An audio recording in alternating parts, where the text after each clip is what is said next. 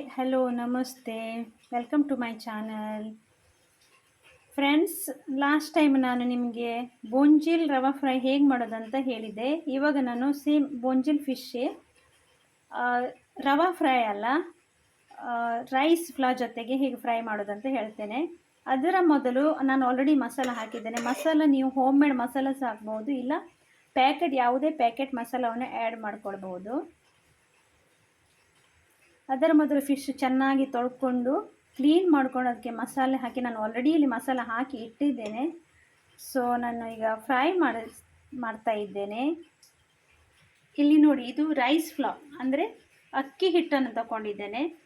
So ಇದು ಚಿಕ್ಕ ಚಿಕ್ಕ ಮೀನು ಇರುವುದರಿಂದ ಸೊ ಇದು ಬೆಟರ್ ಆಗುತ್ತೆ ಅದಕ್ಕೆ ಫ್ರೈ ಮಾಡಲಿಕ್ಕೆ. ಸೊ ಇದರಲ್ಲಿ ಡಿಪ್ ಮಾಡಬೇಕು, ತೋರಿಸ್ತೇನೆ. ಹೀಗೆ ಈ ರೀತಿ ಡಿಪ್ ಮಾಡಿಕೊಳ್ಬೇಕು. ಇಲ್ಲಿ ನಾನು ಆಲ್ರೆಡಿ ಆಯಿಲನ್ನು ಫ್ರೈ ಮಾಡಲಿಕ್ಕೆ ಇಟ್ಟಿದ್ದೇನೆ. ಆಲ್ರೆಡಿ 1 ರೌಂಡ್ ನಾನು ಮಾಡಿದ್ದೇನೆ, ಫ್ರೈ ಆಗಿದೆ. ಸೊ ಅದನ್ನು ಹೀಗೆ ಒಂದೊಂದೇ ಬಿಡ್ತಾ ಹೋಗಬೇಕು.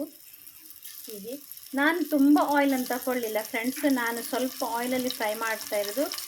ಲೈಕ್ ಶೆಲ್ಲೋ ಫ್ರೈ ಥರನೇ ಇರುತ್ತೆ ಇದು. ಶೆಲ್ಲೋ ಫ್ರೈ ಅಥವಾ ಡೀಪ್ ಆಯಿಲ್ ಸಹ ಮಾಡ್ಕೊಳ್ಬೋದು. ಸೊ ನಾವು ಆಯಿಲ್ ತುಂಬ ಕಡಿಮೆ ಯೂಸ್ ಮಾಡೋದರಿಂದ ನಾನು ಶೆಲ್ಲೋ ಫ್ರೈ ಥರನೇ ಸ್ವಲ್ಪ ಎಣ್ಣೆ ಇಟ್ಕೊಂಡು, ಇದು ಡೀಪ್ ಫ್ರೈ ಸಹ ಅಲ್ಲ, ಶೆಲ್ಲೋ ಫ್ರೈ ಥರ ಆ ಥರ ಮಾಡ್ತಾ ಇರೋದು ನಾನು.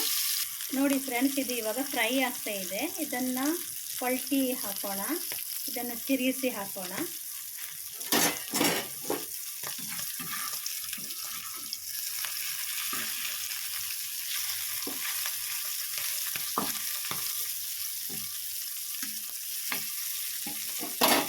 ನೋಡಿ ಫ್ರೆಂಡ್ಸ್, ಇದು ಇವಾಗ ಫ್ರೈ ಆಗಿದೆ. ಎಷ್ಟು ಕ್ರಿಸ್ಪಿಯಾಗಿದೆ ಬಂದಿದಂತಲೇ ನೋಡಿ. ಶಬ್ದ ಕೇಳುವಾಗಲೇ ಗೊತ್ತಾಗುತ್ತೆ, ಅಷ್ಟು ಕ್ರಿಸ್ಪಿಯಾಗಿ ಬರುತ್ತೆ. ತುಂಬ ಟೇಸ್ಟಿಯಾಗಿರುತ್ತೆ ತಿನ್ನಲಿಕ್ಕೆ, ಮತ್ತು ಅಷ್ಟು ಆಯಿಲ್ ಕೂಡ ತಗೊಳ್ಳೋದಿಲ್ಲ ಇದು. ಇದರ ಪ್ಲೇಟಿಗೆ ಹಾಕೋ ಮೊದಲು ಒಂದು ಟಿಶ್ಯೂ ಪೇಪರಿಗೆ ಹಾಕ್ಕೊಂಡ್ರೆ ಅದು ಆಯಿಲನ್ನು ಹೀರಿಕೊಳ್ಳುತ್ತೆ. ಕೆಲವೊಮ್ಮೆ ನಾವೇನು ಮಾಡ್ಬಿಡ್ತೇವೆ ಕೇಳಿದರೆ ನ್ಯೂಸ್ ಪೇಪರಿಗೆ ಹಾಕ್ತೇವೆ, ಬಟ್ ನ್ಯೂಸ್ ಪೇಪರ್ ಹೆಲ್ತಿಗೆ ಒಳ್ಳೆಯದಲ್ಲ ಗಾಯ್ಸ್. ನಾನು ಹಿಂದಿನ ವಿಡಿಯೋದಲ್ಲಿ ಹಾಕಿದ್ದೇನೆ, ನನ್ನ ಕೈಗೆ ಟಿಶ್ಯೂ ಪೇಪರ್ ಸಿಗದ ಕಾರಣ ನಾನು ನ್ಯೂಸ್ ಪೇಪರಿಗೆ ಹಾಕಿರೋದು. ಸೊ ಈ ಥರ ಪೇಪರಿಗೆ ಹಾಕಿ ಈ ಥರ ನೋಡಿ, ನೀವು ಟ್ರೈ ಮಾಡಿ ನೋಡಿ. ಇದು ಹೇಗೆ ಕ್ರಿಸ್ಪಿ ಅಂದರೆ ಕಟ್ ಮಾಡುವಾಗಲೇ ಗೊತ್ತಾಗುತ್ತೆ. ಈಗ ಇಷ್ಟು ಕ್ರಿಸ್ಪಿಯಾಗಿ ಬಂದಿದೆ ಹೀಗೆ ನೋಡಿ. ಥ್ಯಾಂಕ್ ಯು ಗಾಯ್ಸ್, ಧನ್ಯವಾದಗಳು ವಾಚ್ ಮಾಡಿದ್ದಕ್ಕೆ. Thank you. ಸ್ವಲ್ಪ ಲೈಕ್ ಮಾಡಿ, ಶೇರ್ ಮಾಡಿ, ಸಬ್ಸ್ಕ್ರೈಬ್ ಮಾಡಿ, ಕಾಮೆಂಟ್ ಮಾಡಿ. ಥ್ಯಾಂಕ್ ಯು, ಧನ್ಯವಾದಗಳು.